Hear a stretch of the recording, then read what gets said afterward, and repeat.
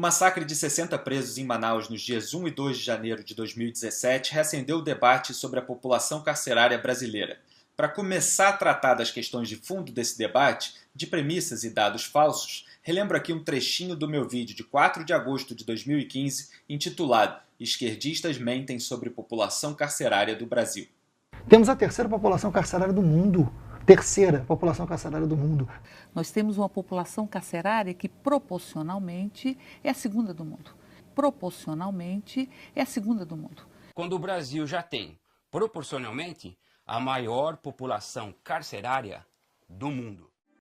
Engraçado, né? Marcelo Freixo, do PSOL, Érica Cocai, do PT, e a propaganda nacional na televisão do PCO, Partido da Causa Operária, um mente mais do que o outro. O Brasil, na verdade, é o 32º colocado no ranking mundial de população carcerária, proporcionalmente, quer dizer, o número de presos por cada 100 mil habitantes, que é o que importa. Porque se você for ficar falando em números absolutos, o Brasil é um país enorme, né? O Brasil é 74 vezes maior do que Cuba. O Brasil tem a 5ª maior população do mundo. É absolutamente natural que esteja ali na 4ª posição em números absolutos, né? O Brasil é maior do que Cuba, maior do que Bahamas, maior do que Panamá, maior do que vários outros países que estão na frente do Brasil no ranking em número de presos por cada 100 mil habitantes. Então, o que a esquerda faz? Eles falam só em números absolutos para tentar vender essa imagem de que o Brasil prende muita gente e os bandidos têm que ficar soltos. Aí o quarto vira terceiro, vira segundo, vira primeiro e vira proporcionalmente, que é a mentira redobrada dentro da mentira anterior. Pois é, em junho de 2015 eu mostrei também que a maquiagem oficial desse dado vinha do relatório do Infopem, o Levantamento Nacional de Informações Penitenciárias, divulgado pelo Ministério da Justiça do governo petista de Dilma Rousseff.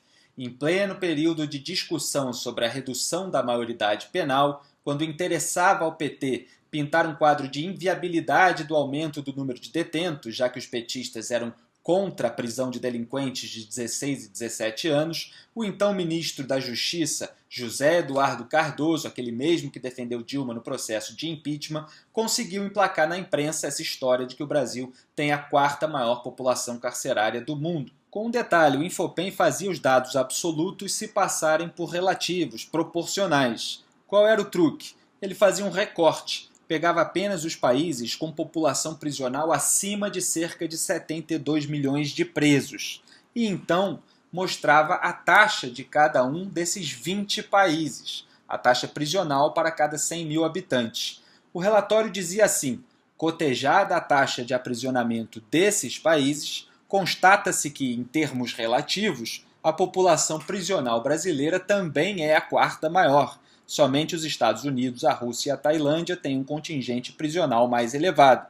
Quer dizer, o relatório dava margem à confusão porque indicava a posição do Brasil em número de presos por 100 mil habitantes, não no ranking de todos os países do mundo, mas no dos 20 países com maior número absoluto de presos. E esses 20 países não são necessariamente os que têm o maior número de presos por 100 mil. Na lista correta de países por taxa de população carcerária, Estados Unidos, Rússia e Tailândia também estão, obviamente, na frente do Brasil, com a diferença de que há mais algumas dezenas de países à frente do nosso que não estavam na figura do relatório do Infopem. Desmascarado pelo meu blog em 2015, o Infopem mudou de truque, quer dizer, de recorte no ano seguinte, quando o Ministério da Justiça do governo Dilma estava sob comando do militante de esquerda Eugênio Aragão. Levando-se em conta países com uma população de no mínimo 10 milhões de pessoas, o Brasil tem a 6ª maior taxa de presos por 100 mil habitantes. Ou seja, o Infopem precisou eliminar arbitrária e estrategicamente da frente do Brasil todos os países com população abaixo de 10 milhões de pessoas para que o Brasil aparecesse na 6ª posição no ranking mundial em número relativo de presos. Uma nota de rodapé em letras miúdas foi incluída para tentar justificar o recorte, ou melhor dizendo, para desidratar o próprio sentido de proporcionalidade, restringindo a amostra que interessava ao Infopem. Quando a população analisada é muito pequena, a variabilidade das estimativas se torna muito alta. Uma única pessoa presa nas Ilhas Seychelles, que tem 92 mil habitantes, terá impacto muito grande na taxa. Jura? A população de Seychelles não tem sequer o número de habitantes utilizado para calcular a taxa e esse país aparece, por sinal, com a maior taxa de presos por 100 mil habitantes no índice internacional do ICPS. Chega a ser cômica a cara de pau dos autores do relatório, agravada pelo exemplo único do país de 92 mil habitantes, como se outros países de 6, 7, 8, 9 milhões de habitantes não tivessem sido providencialmente suprimidos para elevar a posição do Brasil. A imprensa caiu na maquiagem do Infopen em 2015 e 2016? Caiu. Estadão e UOL, por exemplo, noticiaram em 2015 que, em termos proporcionais, o Brasil estava na 4ª posição e em 2016 que, com a taxa de 306,2 presos para cada 100 mil habitantes, o Brasil estava na 6ª posição. Repito, o Brasil está na 32ª posição. Por que a imprensa caiu na maquiagem do Infopen? Porque, como escrevi lá no meu blog, jornalistas raramente leem e entendem fontes primárias. Com frequência apenas reproduzem releases oficiais ou os chamados resumos políticos de estudos e relatórios de qualquer natureza, como acontece, por exemplo, em notícias sobre aquecimento global e mudanças climáticas no mundo ou sobre cultura do estupro no Brasil. A pressa para disputar cliques com veículos concorrentes na internet também impede a verificação dos fatos por trás das narrativas vendidas pelos interessados na publicação. E a militância de esquerda de boa parte dos jornalistas naturalmente agrava o problema, porque não interessa a militantes verificar os fatos por trás das narrativas com as quais simpatizam.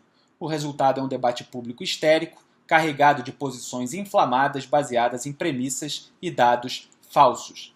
Estar em 4º em número absoluto de presos e 32º em número relativo significa que o Brasil prende mais do que deveria?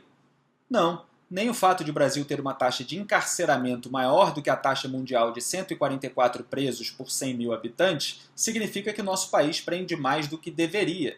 Isso também depende do número de criminosos existentes no Brasil. E nunca são comparadas nesse tipo de relatório as taxas de criminalidade do Brasil e dos outros países. O Brasil é, por exemplo, líder mundial em número absoluto de homicídios e 11º lugar em número relativo. Mas apenas de 5 a 8% desses casos chegam a ser solucionados, o que indica que o Brasil prende muito menos assassinos do que deveria. Ah, mas por outro lado, 1/3 dos detentos brasileiros está preso em regime de prisão provisória sem condenação. Então é preciso cobrar da nossa caríssima justiça que julgue esses crimes mais rapidamente, seja para mantê-los na cadeia, seja para soltá-los somente se for o caso, de acordo com a lei. A superlotação dos presídios causou massacre em Manaus? Não há qualquer indício de que os criminosos tenham decapitado e esquartejado rivais ou assassinado demais detentos para abrir espaço nas celas. As informações, na verdade, são de que esse foi mais um capítulo de uma guerra de facções que disputam territórios e rotas do tráfico transnacional de drogas. Então, os criminosos da Família do Norte, FDN, executaram criminosos do primeiro comando da capital, o PCC, uma facção paulista. A superlotação tende sim a dificultar a capacidade de controlar os presos, o que pode contribuir indiretamente para massacres como o do dia 2, não sendo, porém, a sua causa direta. Superlotação de presídios significa que o país prende mais do que deveria? Não necessariamente. Superlotação de presídio é uma coisa, encarceramento excessivo é outra. Para dar um exemplo torto que até Lula pode compreender, não é porque uma geladeira está superlotada de bebida que há bebida demais para uma festa. A geladeira pode ser pequena e o número de convidados da festa grande. De forma similar, não é porque um presídio está superlotado que há presos demais para uma região. O presídio pode ser pequeno e o número de criminosos atuantes na região grande.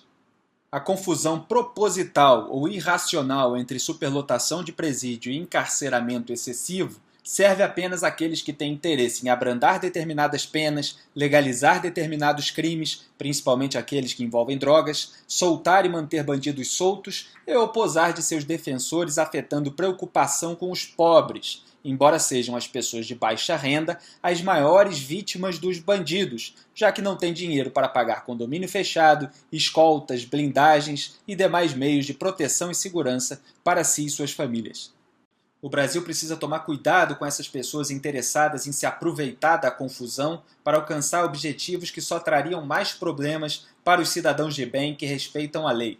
Com frequência, essas pessoas que denunciam uma suposta cultura do encarceramento são aquelas que, passando a mão em cabeça de criminoso, fomentam a cultura do crime, que resulta na necessidade de isolar os criminosos da sociedade para protegê-la. De resto, as questões que envolvem o sistema prisional brasileiro são mais amplas do que cabe neste vídeo sobre as falsas premissas do debate. Há o problema da gestão dos presídios, como ficou claro em Manaus, da entrada de armas, celulares liberados e outras mordomias, da corrupção de agentes penitenciários que recebem dinheiro por fora para fazer vista grossa, da troca de favores entre facções, políticos e até juízes, da ociosidade dos detentos que deveriam estar trabalhando para o país, do custo de manutenção, modernização e construção de presídios no Brasil em tempos de crise, da melhor forma de dividir os presos internamente e por aí vai. Mas o episódio lamentável em Manaus pelo menos chamou a atenção das autoridades e da sociedade para uma questão que, como eu mostro no meu blog há anos, é debatida diariamente no mundo inteiro, menos no Brasil: fronteiras.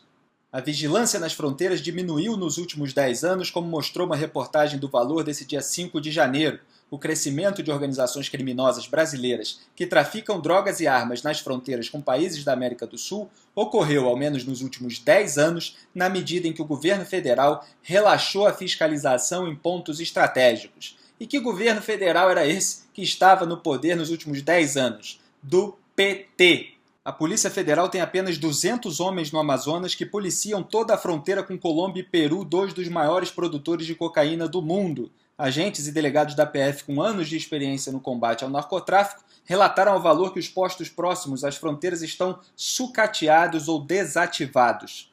E adivinha a qual grupo estava ligado um dos principais fornecedores de armas e drogas da FDN que cometeu o massacre? FARC, Forças Armadas Revolucionárias da Colômbia, grupo aliado do PT. Raul Reyes, então número 2 das FARC, relatou à Folha de São Paulo que ficou encarregado de presidir encontro do Foro de São Paulo com Lula em 1996 em San Salvador. Lula depois concedeu refúgio político para Olivério Medina, embaixador das FARC no Brasil. Dilma Rousseff deu um cargo, uma boquinha na Secretaria da Pesca para a esposa de Olivério. Marco Aurélio Garcia, assessor especial do então presidente Lula, disse que o Brasil tinha uma posição neutra sobre as FARC no governo do PT. Quer dizer, por que os petistas iam atrapalhar a atuação da companheirada nas fronteiras brasileiras, não é mesmo? Petistas que hoje lamentam o massacre jamais lamentaram posição neutra do governo do PT em relação às FARC, fornecedoras diretas ou indiretas de drogas e armas à FDN. O PT fez 14 anos de vista grossa à atuação das FARC na venda de drogas e armas para bandidos brasileiros e a FDN agradece pela consideração.